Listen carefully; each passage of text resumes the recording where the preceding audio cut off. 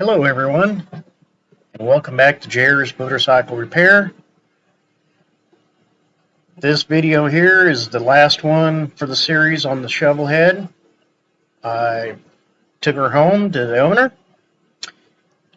I wanted to give you a glimpse of what it looked like when I got it, how dirty it was, and the progress that it made while I worked on it.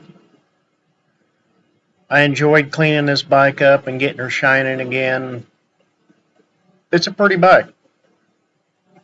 The owner was very happy with how clean it come out.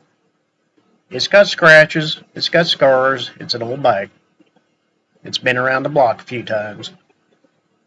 But it's a good old bike. And the owner is very happy with it, and he's enjoying it now.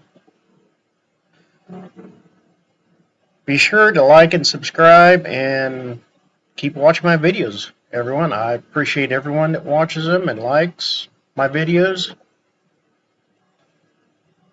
I enjoy the comments, the input. I learn a lot from it, and I'm hoping I'm showing people valuable information. Thank you all, and take care.